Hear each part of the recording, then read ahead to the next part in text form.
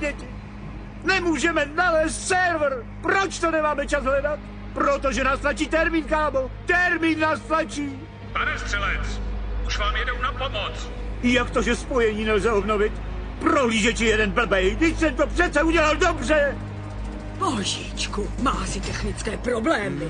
To má pěkně blbý. MCP-12, úředník ohrožení života, Murmanská číslo 4. Jedeme tam, držte se.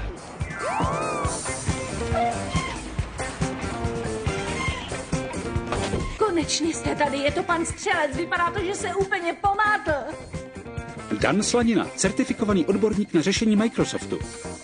Kim Rychlák, certifikovaný systémový inženýr. Ned Sluníčko, certifikovaný expert na internet. Je to náš šéf, je v těžké krizi. Pane, jsem Dan Slanina. Stůjte! Už žádné počítače, končím! Jsme certifikovaní odborníci na software Microsoft. To je jedno, ani vy už nic nezmůžete.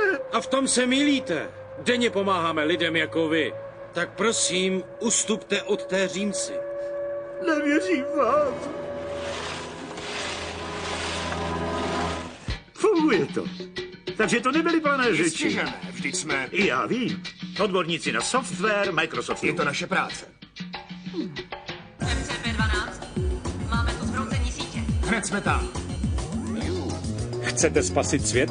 Nebo alespoň každý den nějakou firmu? Staňte se certifikovanými odborníky na software Microsoftu. Připojte se ke špičkovému týmu expertů na informační technologie. Zavolejte ještě dnes.